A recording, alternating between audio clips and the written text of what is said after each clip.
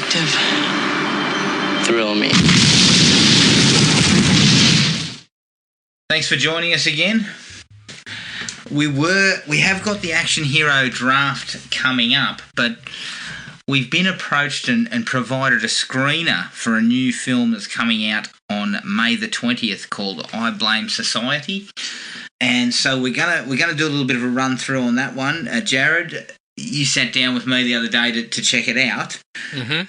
It's an interesting one. We'll get to it. It's not, I guess, what you would specifically call a horror film. It's a bit of a weird mix, but we'll get to it. Before that, just a quick whip round, Jared. Have you seen anything decent recently? Well, you know, whether I've seen anything decent is always a big question mark there. Yeah. But True. yeah, I've watched a handful of things. I had been sort of just working my way through some Seinfeld, which I mentioned last time, just to break up the usual fare that we get into. But in terms of movies, I started working on the Cabin Fever films again. Oh. So I went back to Cabin Fever and I watched Cabin Fever 2.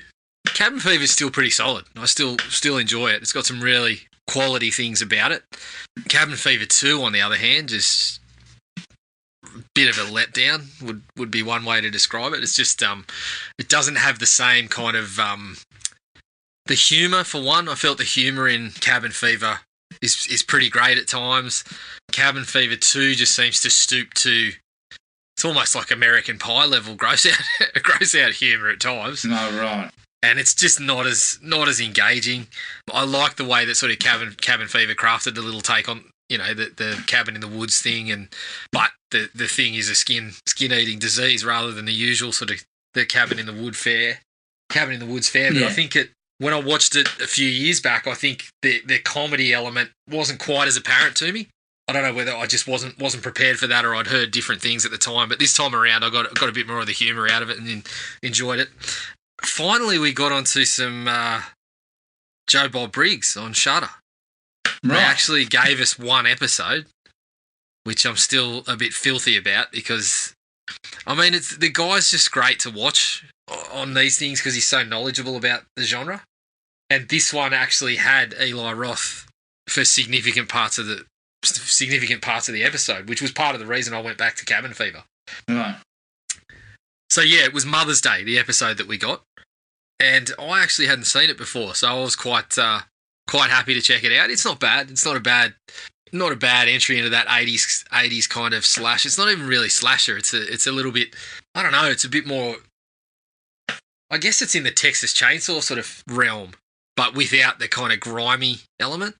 It again goes for a bit of humour. I mean, there's a couple of scenes in there that are very untidy and are a bit hard to kind of get along with, but overall, there's a bit of dark sort of humour to a couple of the characters, especially the two brothers in there.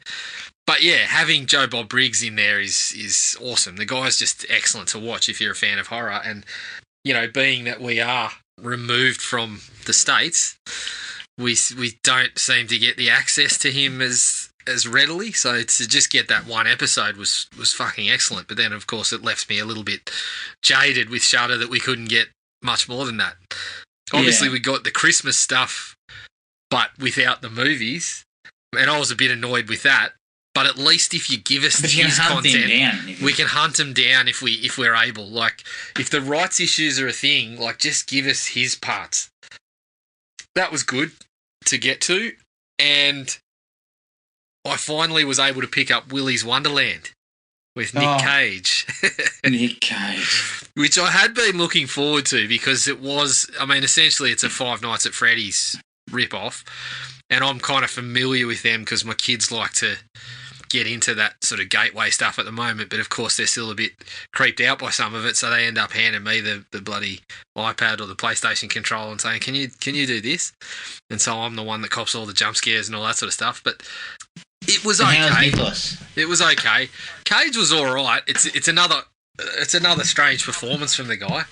Parts of it make sense. Parts of it make sense if you're familiar with the games. Parts of what he does make sense, and if you weren't familiar with the games, it would seem really odd. But there's one particular aspect of his performance that fits very neatly with the games, if you've got any experience with them.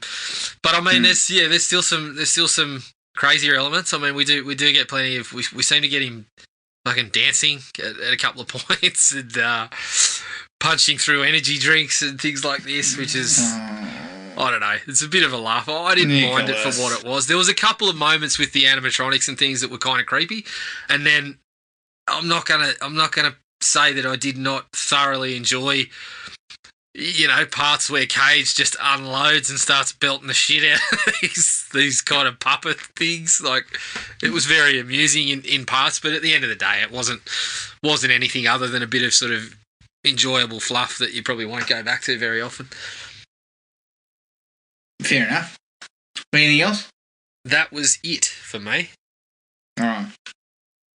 Mine were pretty lean as well. I continued on with the Fast and Furious franchise. Unfortunately, I did not see Fate of the Furious.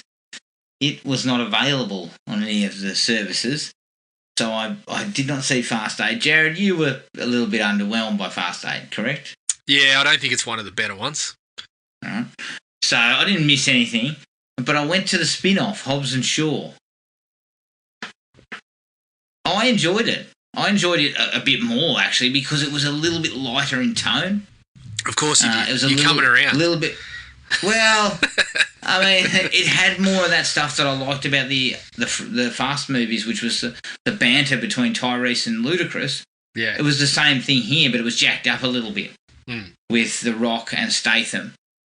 Was The Rock jacked up too? I know you were a little bit... The Rock was jacked up. I know you felt... He wasn't overjacked, though, I don't think. Overjacked. But he was jacked up. And it was pretty good fun, for the most part. I mean, look, this is the kind of lowbrow humour, but when Statham gives The Rock an alias of Mike Oxmall, I, of course, found that shit highly amusing. Of course you did. But it does kind of taper a little bit towards the end. The final action scene, although quite sort of explosive and pretty well done, is just fucking lunacy, involving a helicopter and a half a dozen trucks. And Idris Elba is just shafted. I mean, fuck, every time he turned out to be almost bulletproof or something, I was just like, oh my God. Like, what are we doing? So, and he's such a great actor, gets kind of shifted into this pretty shitty villain role, which was disappointing. But other than that, I think the film was quite entertaining, and it would be one that I'd prefer to go back to, as opposed to some of the other Fast films. So that's an interesting little situation. I watched the second episode of Creepshow, season 2. I really liked it. The one involving the space station and the touching base with aliens for the first time. Yep. And then the second story was the girl who believed her brother was trying to kill her. Yes. I thought they were both pretty well done. Yeah, they were pretty good, actually. So I'm happy with Creepshow, and I'll continue on with that. It's the only way Shudder's getting my money at the moment. The other things I watched the Sons of Sam documentary. Yep. Mm-hmm. Just shit. The documentary was taking this bloke's theories that the Son of Sam was not just David Berkowitz, it was a cult. Yeah. And sort of purporting them to almost be like fact. And I was like, this is just circumstantial crap. There is not a shred of solid evidence that indicates that. And that includes Berkowitz giving interviews. Even that when Berkowitz says that that's the case, I'm taking that shit with a grain of salt. I mean, the guy's a fucking mass murderer. Yeah. He'd be a well-schooled fucking bullshit artist. Yep. I'd say. And the whole thing, it's just too long. It's just everybody's to blame. Like, this guy wraps up Scientology, fucking Charles Manson.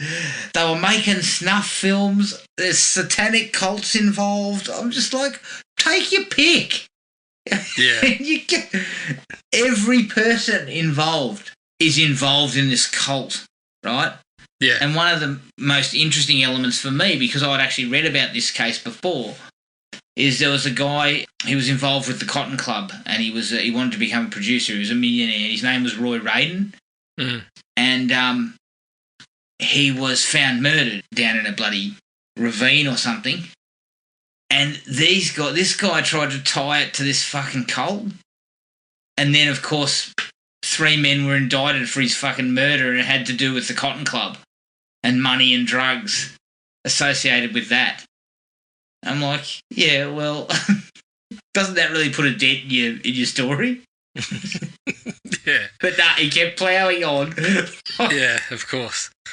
Yeah, I mean, you mentioned it to me, and I was like, oh, that's disappointing, you know, putting up with bloody bullshit conspiracy theories in the midst of a doco. And then I moved on to so what about Sasquatch on Hulu? The one about the one about the triple murder that's been pinned on a Sasquatch. That sounds bloody good. You're looking at me like, I watched the trailer for that too. It actually does look very good. But it was kind of two sides of the same coin. It's a different. It looks like a totally different approach though. It looks like it's going to go into pulling that apart a little bit while retaining the kind of the mystery and the kind of the campfire tale kind of aspect of it.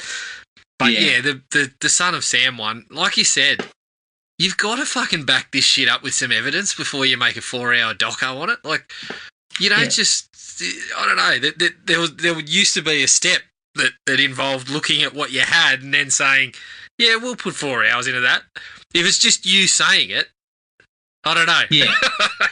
And this guy, you know, he's there going, because it was all his diaries and shit, and they're actually narrated by Paul Giamatti. Yep. And so at one point he says, the police, not long after Son of Sam was caught, the police had its biggest sort of promotion, group of promotions. And so all these police officers got promotions and got sort of put up the ranks. And I'm just sitting there thinking, you wrote 3 fucking books full of crap. So you got fat and giggly off this stuff too. Yeah, of course. You know, don't sit there and go, the police were all getting promotions and patting each other on the back. Yeah, so were you. Yeah. So, I mean, there wasn't a shred of solid evidence in my mind. It was all just supposition and conspiracy and tying everything to this cult. And they sort of end the doco with a kind of like almost like a he was right kind of thing. And I was just like, so I still don't think he was right. Yeah. But it's possible, but you've got to have something more solid. Yeah. And the ravings of David Berkowitz is not going to do it. I'm sorry. Well, I mean, he's not the most stable of witnesses to your ramblings, is he? Wasn't he talking about bloody voices that were speaking to him? Yeah. So and he has been in prison for 40 years. Okay? Yeah. So when they actually got to interview him, I think he'd been in prison for 20 years. Right? Mm-hmm. Here's a guy who's a manipulator, a sociopath, he will trot out whatever you like. Correct. To get you on board. Yeah. Yeah, there's issues. Yeah. There's issues there. Yeah. So it was well made, but it was just another one of these ones where it just seems like true crime has now become a haven to spout conspiracy theories. From web sleuths to documentarians to... Yeah, well, that was the issue with the Cecil Hotel. Like, I think that one was a relevant topic to look at because that shit did explode on the internet and whatever. Yeah. But I think they spent too much time building up this community of the people that were pulling it apart, and then just quickly at the end kind of mentioned, none of it ever amounted to anything because they were all wrong. Correct. It didn't, to me, sufficiently say this was a creepy video that got out of hand because a number of people that didn't have all the facts really were getting involved in it and pulling it apart and kind of almost at times they were dictating the narrative in the media at points. Correct. And the Cecil Hotel kind of has I guess, is a sort of a companion piece to this, in a sense that those people shaped the theories and the ideas of what went on to what they felt was correct. Yeah, that's right.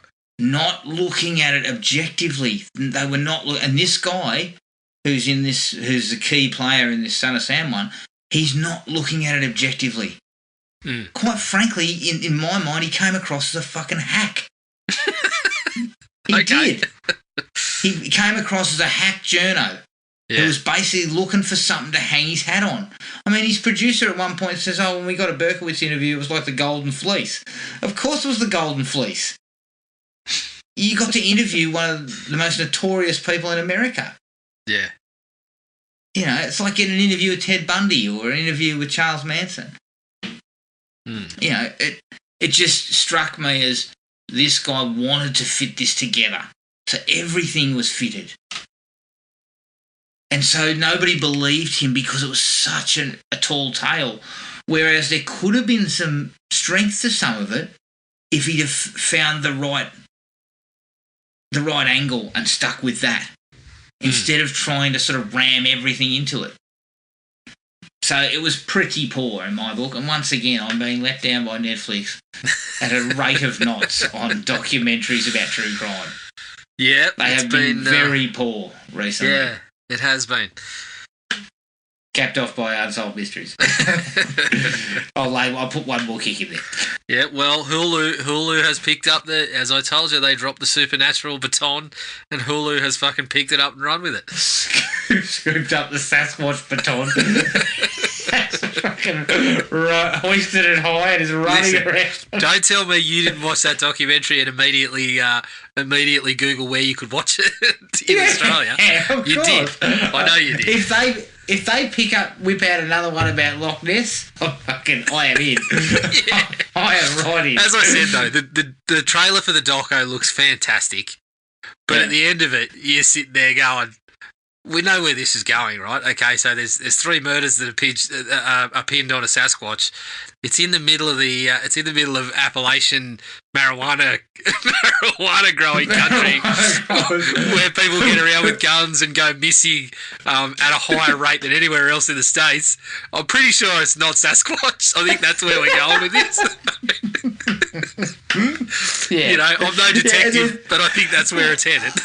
I couldn't stop laughing at the sequence in the trailer where those 2 dudes sitting next to each other, and one of them says something about, you believe in time travelling, Sasquatch, don't you? Sasquatch can he's like, no, I don't. He's like, I did not say that. Yeah, brilliant. I started pissing myself. I was like, so this is where we're at. Good one. Oh, dear. No, okay, so I finished Cobra Kai, season 3. I thought it ended well. Once again, there's a heel turn in there, and there's or a back to, people seem to turn back and forth between dojos like it's going out of fashion. Yeah. I also like the fact that Miguel broke his back and is back to kicking people's heads in within about 3 months. Yeah, but like you said, Bruce Lee did that, so... Yeah, I know, but that's different. Took him a year, too, by the way. Yeah, well, I didn't see a calendar on the wall. I know, but I think there's a difference between the greatest martial artist ever and some kid who's been working out martial arts for a year. Maybe. But I did enjoy it. I thought it was really well done, as per usual. And I think that they touched a lot of nostalgic parts of the films that season. They went back to Okinawa. They brought in characters from the sequel. They obviously brought Elizabeth Shue back, which I thought was cool, really cool. Well, do you think we'll see Hilary Swank? I doubt it. But why? Well, I have seen that one.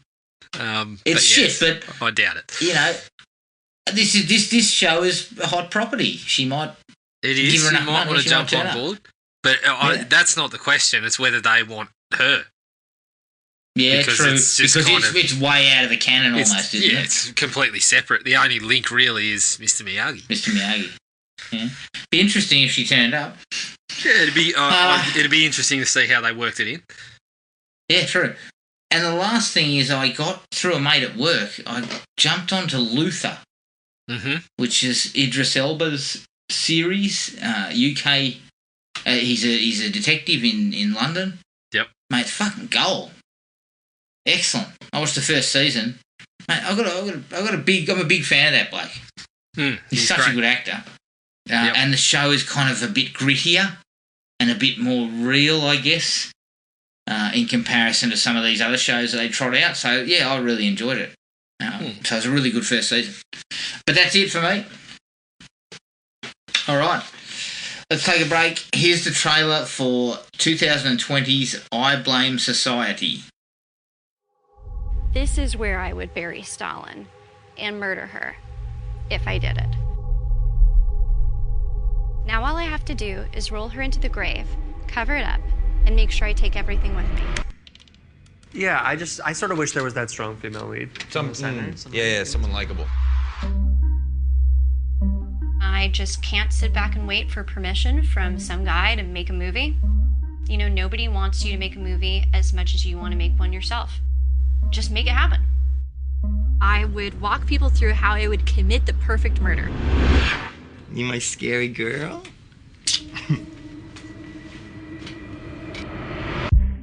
I'm scouting locations for the next scene of the film. Ground floor apartment, perfect. I'll come back later when it's time to complete the next step, breaking and entering when the occupant is home. Lean in, baby. Murder is probably not realistically depicted on television, so I would do some Googling first. All the best serial killers are unpredictable. They look at the criminal profile they're forming, and they strike outside of it. I could unwittingly reveal too much about myself psychologically by my choice of targets. It's pretty clever, right? There's no movie that is worth hurting someone for. There are just real benefits to killing a bad person. If you get a good movie out of it, that's an additional advantage. I'm so good at murdering, it just sucks that I can't get the credit for it. You're not gonna stop me. You can't anticipate me. You can't predict me. I'm living my best life. I Blame Society. It's directed by Gillian Wallace Horvath, who actually directed looks like a documentary called Strike Me Deadly, Making American Ninja 3. Hey, Probably wouldn't mind seeing that. yeah, let's check that one out. It's written by Wallace Horvath and Chase Williamson. It's produced by Michelle Craig, who produced a TV show called Bitchcraft. Mette Marie Kongsfeld, who produced a film called I Don't Feel at Home in the World Anymore. Laura Tunstall, who produced Get Duked. And Monty Zajacsek, who produced Natural Selection. It stars Gillian Wallace Horvath as Gillian, Keith Poulson as Keith, and Chase Williamson as Chase. I could not find a budget number. I'd suggest it's low budget. And the box office, all I could find was it's made $695 worldwide. So I don't know where it's been released. Now, as I said before, I couldn't find any trivia either. As I said before, this was actually provided to us by Arcadia Films as a screener to basically cover if we felt we wanted to. So we decided to do a quick episode like we did with a couple of others. Jared, it was In Fabric, and we did another one? Mm-hmm. And The Furies. Can't remember what the other one. Oh, The Furies, yes. So we're probably going to try and keep it as spoiler-free as possible. As I said, it comes out in cinemas in May the 20th. And then I think gets released to streaming or video on demand or any of those in, say, June or July. All right, Jared, what was your take on I Blame Society?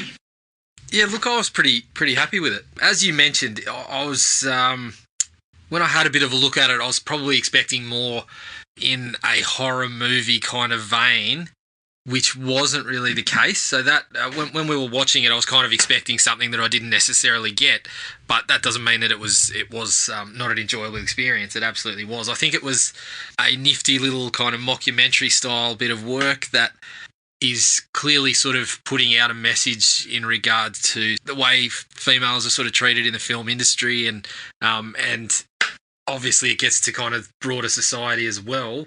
But the way that it is put out there is quite interesting. Like, there was parts of it where it was very, very funny. The dark humour was working really well in spots.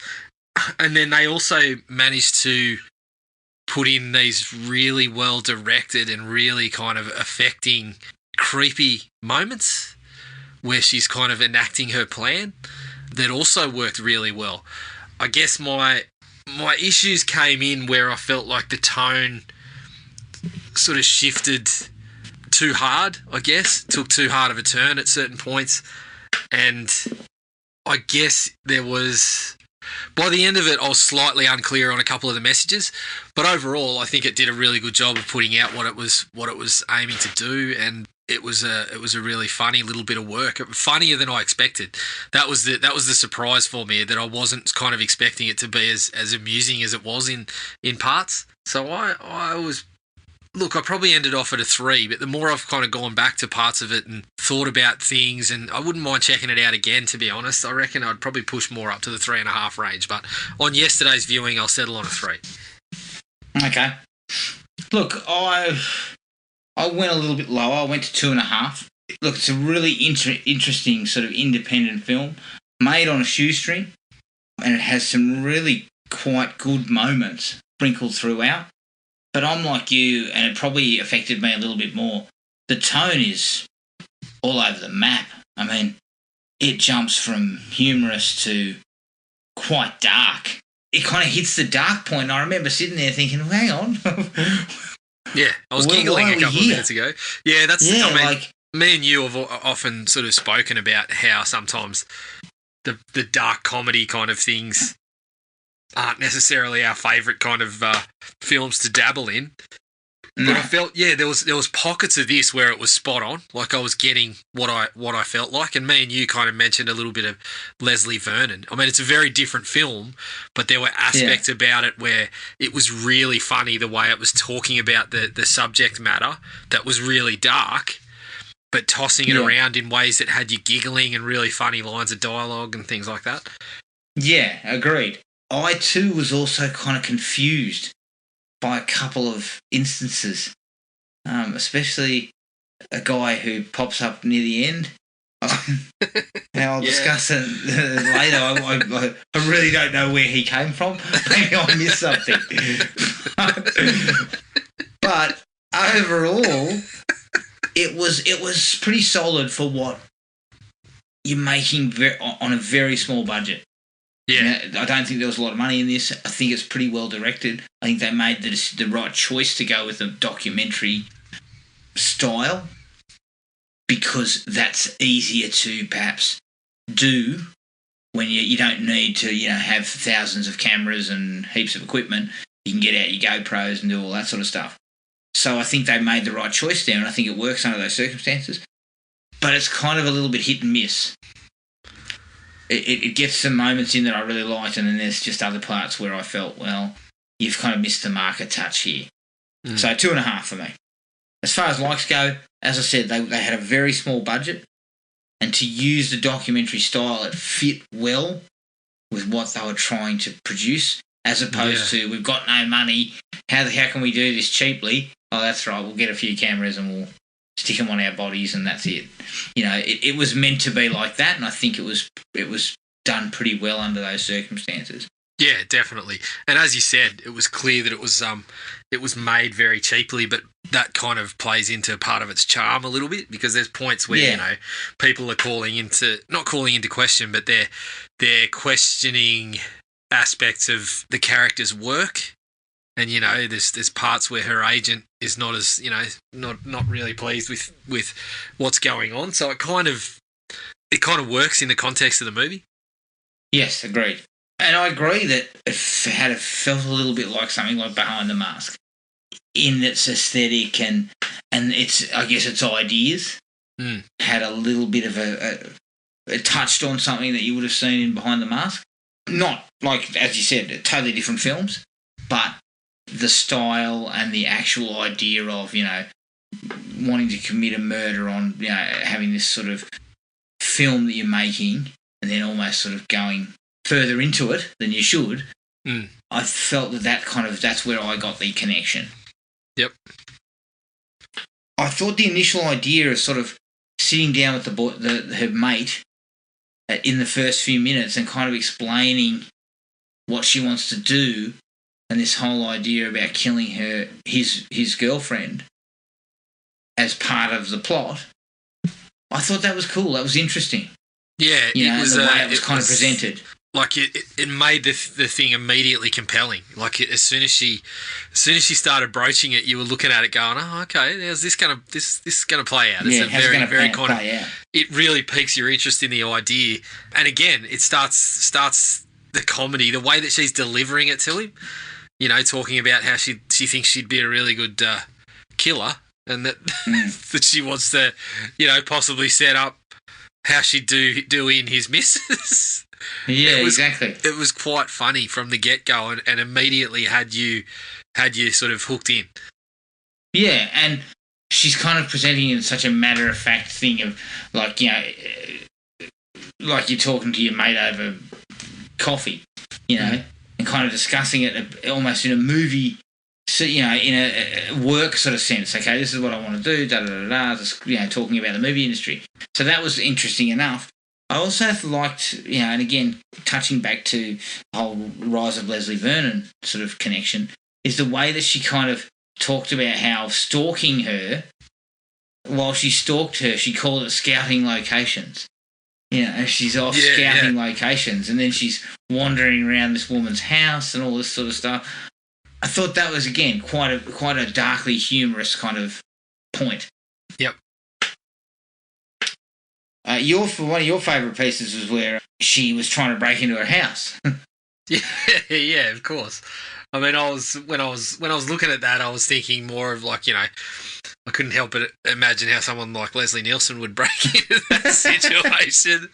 But yeah, there was a part at the end of it that kind of, I don't know. It's, again, I don't want to spoil too much because obviously, we're giving our thoughts on this having seen it ahead of time. So basically, it's just a little bumbling moment on the back of, when she's talking about how well she thinks she'd go at this, and then you just get this little instance of an absolute screw up. That is where, again, the comedy really works. And there was other parts where I felt the dark humour was really landing. I mean, there was portions where she's talking to other people in her life about how they reckon she'd go. That's very funny. Moving into things like fake suicide notes that she ends up writing, which I mean, there was points where I was fucking laughing at that. Yeah. It was that they were some of the funnier parts in the movie. Yeah, the suicide notes, a couple of them were excellent. Yeah, and there's really there's moments in there that are really kind of, they're funny because they're skewering millennials and all this sort of shit. But they are also that they use those notes to kind of, I mean, she's talking about millennials and skewering them in the letter, but as a way of flipping it back on the dude that's supposedly writing the suicide note, actually kind of opening up his flaws a little bit, which they're really well handled. That was one of my favourite sequences in the movie. Yeah. Well, there's actually a few of them, but yeah. I know that I sort of said that the tone perhaps got a bit jarring, but there's a couple of sequences about 40 minutes in or whatever where she starts kind of trying to enact the plan, and she sort of gets kind of geared up to go and kind of break into people's homes. And there's a couple of really kind of creepily effective points where she's kind of wandering around the house in the middle of the night with a balaclava on her head, and the person's there. And it's kind of creepy, where she's kind of got the selfie stick out and she's filming, and she's, just behind her is the person who owns the house. Yeah, laying in their bed asleep. Well, there was parts there. There was a handful of them. There was also there's a sequence involving a homeless guy that she sort of, and I know we're going to talk about that a little more because there was an aspect of it I didn't like, but it starts quite humorously where she makes a few jokes that, again, they're sort of, she presents as kind of tone deaf the way she's talking to the bloke, But then when there's a bit of a bit of footage of back and forth, there's parts where I felt really uncomfortable. That's how well the sort of sequences were shot, that I was getting really uncomfortable watching it, even though I knew it was a movie. It was just so well done in that documentary style that I was just kind of like, fuck, this is really kind of unsettling.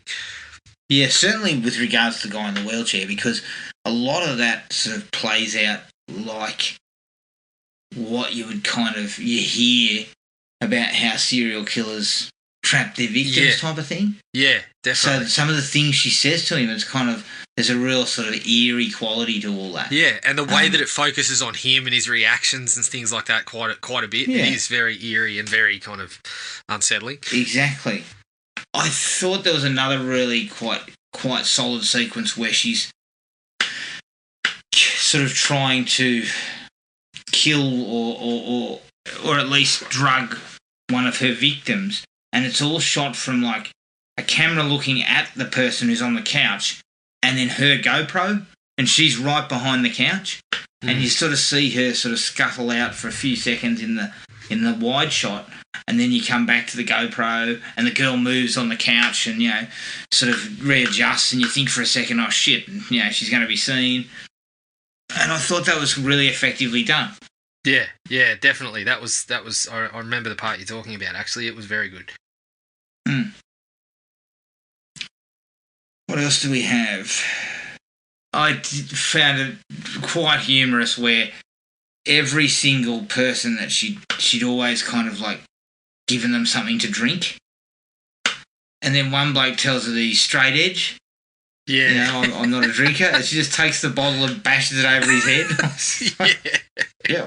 All right. And then proceeds to write one of the funniest suicide notes again. Yeah, exactly. Yeah. And again, around his non-drinking and shit like that is all caught up in it. And yeah, a couple of those things. There's a good portion there about the midpoint where we're seeing a lot more of the suicide notes. We're seeing, I think, a darker tone that again probably comes into my dislikes.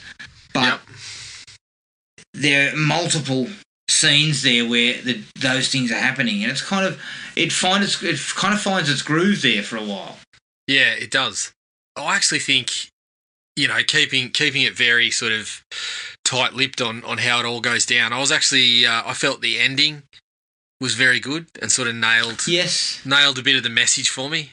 And really, what I got out of the movie was a bit about, and again, it's kind of society in general, but there was some sort of pointed messages about how she as a woman is told, going through this process of making the movie, is told all about how it should be done by, funnily enough, a couple of blokes, the movie executives, who start telling her about what people want, how they want all this allyship, and one of the blokes talking about intersexuality, and the other guy nudges him and goes, intersectionality, and kind of corrects him, basically, really effectively illustrating they've got no fucking idea what they're talking about, and they're telling a woman how to authentically do it as a woman and all this sort of stuff. And then they keep coming back to, we need a strong female character and all that. And so she kind of creates this character as she's going through it. And it turns out, she is pretty good at it, even though she's constantly being told how it should be done by other people and all this sort of stuff. And I felt like the ending kind of drove some of that home. So I was pretty happy with how I would agree with that. I also think I also got a good laugh when one of the producers makes mention of, can you please delete some photos off my phone while he's being attacked. I found that quite humorous. Yeah. Did you have anything else? No, I think without sort of going into too much, I think that's mostly where I found the positives around it. Yeah. Dislikes. It never really quite settles on the tone, because the first half is more of I wouldn't say light-hearted, but it's more steeped in humour. Yeah. What I kind of settled on after watching it was, I feel like the mix of the dark tone and the humour could absolutely work. But there was a couple of points where I felt it was almost too jarring.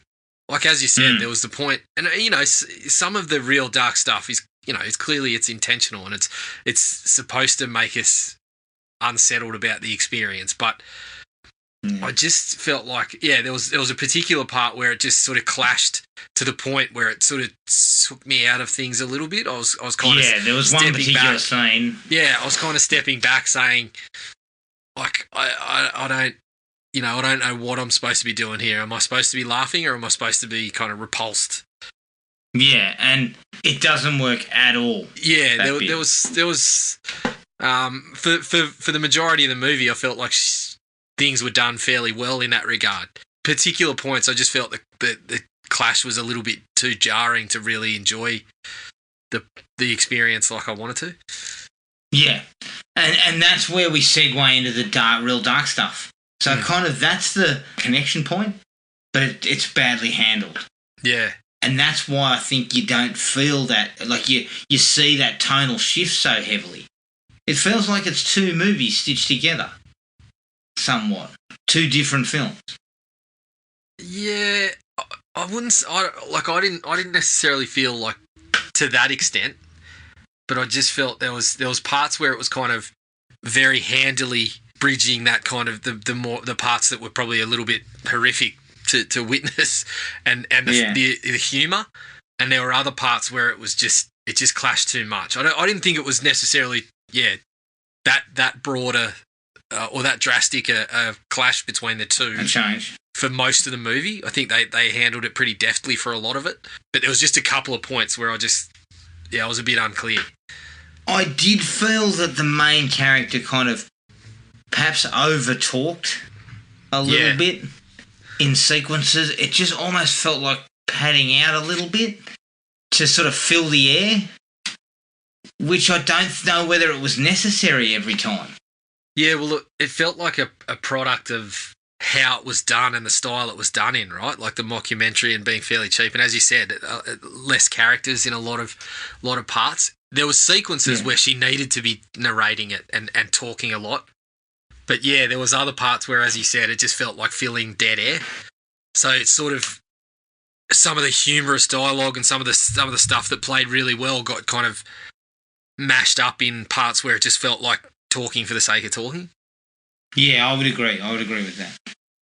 At times the motivations were a little bit sketchy. Like, it kind of started off with her trying to pitch the film and talking about, how she would go about killing her friend's girlfriend and all that stuff. But then it kind of just sort of, I perhaps maybe again I missed important pieces, but I just felt that suddenly we're on a bit of a spree, and I didn't quite fully understand how we got there. And then we kind of had messages about women getting mistreated in society, but also in the film industry and all that sort of stuff. And then we kind of go away from that for a little bit. Like, I don't know, it just sort of felt a little bit up and down about how it was presenting its messages. Again, there was points of the film where I thought it was fairly clear, and then there was just a handful of sections where I just felt it was going to, like I said, it was, the title is saying I blame society. It's starting to take these problems that it's putting out there and trying to put them in a kind of broader societal context rather than just this kind of film industry bit that it's kind of starting in. But yeah, I felt that there was a bit, again, it's towards the second half of the film where I was just a bit kind of muddled as to what the message was. And look, let's put it out there. We are not the two greatest minds to be fucking deconstructing these films. You're not talking to Joe Bob Briggs here. You're talking to us two, which is not quite the same level. But I thought I was pretty clear on what was happening for a bit, and then it just lost a bit of clarity. It lost a bit of clarity as to what it was sort of pointing at. The message was pointing at, and then towards the end, I felt a little more clarity again. So. We kind of got it back a little bit. Yeah, perhaps there was just something that we missed in that section of the film that would have cleared things up right up for us. Always possible. I mean, when I talk about a lack of clarity, I mean, who the hell was the guy in her house in his tidy whities. Seemed to be cleaning up after her. I don't remember where he came from. Well, I thought he was doing. He was one of the victims that just sort of presented a useful purpose at the time. I mean, he was, as you said, wasn't he getting out around in his tidies whities and then smoking meth or something like that? Yeah, I think so. Like, but it just kind of went. It was a little bit at odds with. Well, again, I don't know where it came from, so I was kind of baffled as to what he was doing. And she's kind of having these conversations with him like he's a mate. Mm. And it just seemed like a weird thing. I also felt he looked a bit like Jon Stewart. You told me there's no way Jon Stewart's fucking... That's not Jon Stewart. No. And I'm still I on said that maybe line she knew him. I'm still on that line of thinking. Maybe she knew him. He said, yeah, I can give you a couple of days. No. No? It was not Jon Stewart. Okay, so it was not Jon Stewart. I didn't even actually feel it looked like Jon Stewart. Okay, maybe I was reaching. Possibly. And the last thing for me was we finally get to the end. Yeah. And so we finally get to the end, and that particular scene, for me personally, it felt too over the top. You know, certain things are done where I was just like, this is not in keeping with what we'd previously seen. It just felt like too much. Mm. Whereas all the others have been done and presented almost in a, I don't want to say realistic, but they were fairly standard. Whereas the last one was quite over the top. And wasn't quite sure what to make of it. Yeah, I thought the over the top one, well, yeah, I felt one of those worked out really well. The one before I was sort of here nor there on, and again, it was a lot of talking. It seemed like they had there was a lot of dialogue to get out going on in that one. So, but yeah, I felt the later one was a little bit sharper in sort of putting out what it wanted you to get out of the movie. Yeah. And I mean, maybe it was just me, but again, as I said, it just felt a little bit off because I don't think we'd gone that far. Like, I felt like we weren't there because the film had kind of got a little creepy. Yeah. With regards to the darkest elements. And although that I felt the tonal shift wasn't right, I still thought those bits were probably at strength. Mm. When we started getting into some of that where it got a little darker and she started talking a little bit more, some of the things she was saying were quite creepy. Mm. I felt that those things worked in that context, but then we kind of get to something that kind of just felt like, nah, you've maybe not missed the boat, but it just didn't feel like it sat well for me. All right, interesting. Anything else from your end? No, that was pretty much it for me. Like I said, overall, I think it was pretty enjoyable. Yeah. Oh, look, it was definitely worth a watch in a sense of it's something different, and it's something we don't get to watch a lot of this stuff. This is not usually our wheelhouse in a sense. And I would not really call it a horror film. I think people need to understand it. It's a kind of a hybrid, a little bit of horror, a little bit of comedy, but it's dark comedy. It's more of a dramatic sort of piece at parts. Even some of talking about the horror and all even that. some of the scarier elements probably more fit into like thriller-ish sort of films. There's not. You know, check yourself at the door with regards to what you're kind of getting into. It's not a standard horror film or a standard comedy. It has some sort of tentacles in each, but they're done in quite an interesting type of way. Not always successful, mind you, but certainly not cookie cutter, I guess you'd say. Yeah. All right. That is I Blame Society. Again, a big thank you to Arcadia Films for providing us with the screener to watch this. Again, the film comes out on May the 20th in the cinema and on demand in June or July. You can find us at Podomatic, iTunes and Spotify. send us an email at thrillme@iinet.net.au. We're on Facebook at Thrill Me Podcast Australia, Podomatic at thrillme.podomatic.com, and on Instagram at thrillmepodcast.au. Make sure to rate and review us on iTunes and Podomatic and just help us spread the word around about the podcast. Again, next episode, the Action Hero Draft. Jared, I've already thrown a few names at you. You have told me there could be some surprises in store in the draft. Yeah, well, I mean, obviously there's some top end talent there that'll really sort of turn your unit around, shall we say? But some of the names you put in there, look, I might be passing on the pick and sort of scouring the undrafted free agents at this point. Yeah, look, I mean, I'm drafting for need, obviously, but there's a couple of blokes in there I'm not 100% confident. Yeah, look, I'll be drafting for need. My people have told me, be careful. I'm drafting for need, but I mean, there's a handful of names where I look at it and say I'm not sure what need they're filling in general. So we'll get to that. Yes, we'll get to that. But until next time, take it easy, and we'll catch up with everyone later. Cheers. Find the podcast at Podomatic or on iTunes. Don't forget to rate and review.